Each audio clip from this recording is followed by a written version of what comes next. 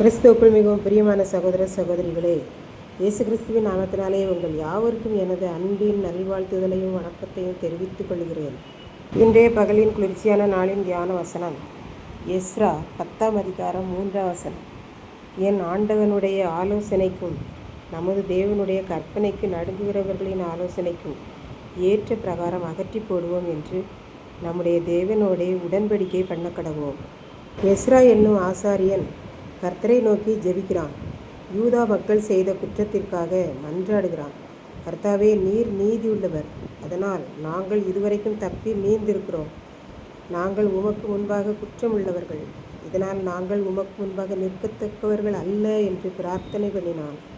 Ezra இப்படி விண்ணப்பம் செய்து எருசலேம் தேவாலயத்துக்கு முன்பாக தாழ விழுந்து கிடக்கிற போது யெகியேலின் மகனான செக்கனியா எஸ்ராவை நோக்கி, நாங்கள் அந்நிய பெண்களை சேர்த்து கொண்டதினால் நம்முடைய தேவனுக்கு முன்பாக மகா பெரிய பாவம் செய்தோம்.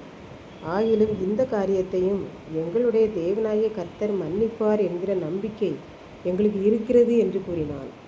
இப்படி அவன் எஸ்ராவிடம் பேசுவதற்கு முன்பாக யூதா, இஸ்ரவேல், பென்யமீன் ஆகிய எல்லா மக்களும் தேவாலயத்தின் முன்பாக கூட்டமாக கூடிவிட்டார்கள்.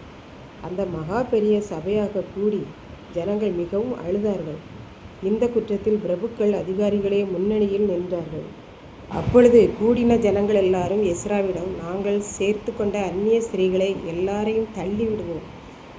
அவர்களிடத்தில் பிறந்தவர்களையும் எங்கள் ஆண்டவனாகிய உம்முடைய ஆலோசனைக்கும் கர்த்தருடைய வசனங்களுக்கு நடுங்குகிறவர்களுடைய ஆலோசனைக்கும் ஏற்ற விதமாய் அகற்றி போடுவோம் என்று நாங்கள் எங்கள் தேவனாகிய கர்த்தரோட உடன்படிக்கை பண்ணுகிறோம் என்று கூறினார்கள்.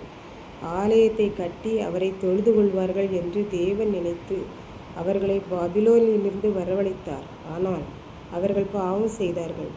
இப்போது நாங்கள் எங்கள் பாவத்தை விட்டு அகற்றி விடுவோம், அதை தள்ளி விடுவோம், விட்டு விடுவோம் என்கிறார்கள்.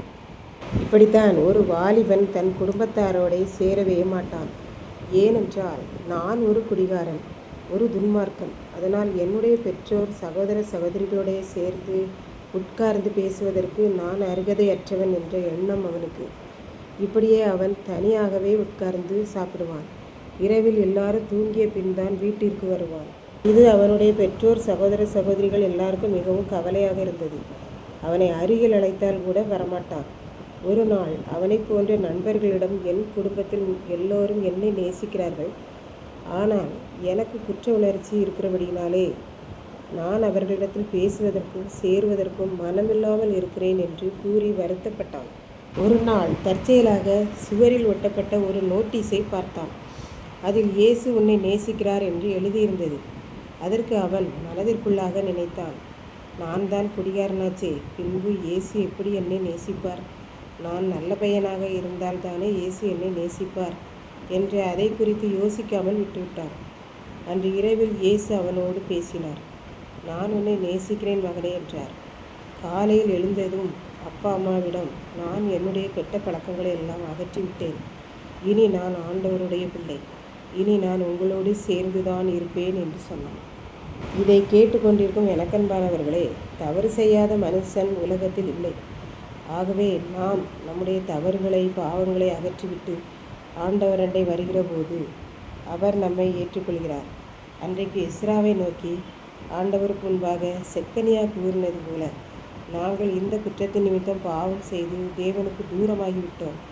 இப்போதும் நாங்கள் சேர்த்து கொண்ட அந்நிய ஸ்திரீகளையும் அவர்களிடத்தில் பிறந்த பிள்ளைகளையும் அகற்றி விடுவோம் என்று அறிக்கையிட்டு மனம் திரும்பியது போல, இன்றைக்கு நாமும் நம்முடைய பாவாக்கிரமங்களை அகற்றி அறிக்கை செய்து மன்னிப்பு பெற்றால் நித்திய மகிமையான வாழ்வு பெறலாம்.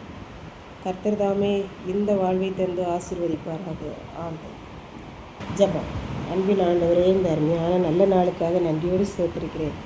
இப்பொழுதும் இந்த வார்த்தைகளை கேட்டுக்கொண்டிருக்கிற ஒவ்வொரு பிள்ளைகளும் தங்களுடைய பாவ அக்கிரமங்களை அறிக்கையிட்டு உங்களிடத்திலே மன்னிப்பு கேட்டு மனம் திரும்பி தங்களை உம்மோடு கூட சேர்த்து கொள்ள, தன்னுடைய பாவங்களை எல்லாம் அகற்றிவிட, நித்திய மகிமையான வாழ்வு வர நீர் உதவி செய்தர்கள். இப்போ இயேசு கிறிஸ்து நாமத்திலே தாழ்மையோடு வேண்டிக் கொள்கிறேன் பிதாவே.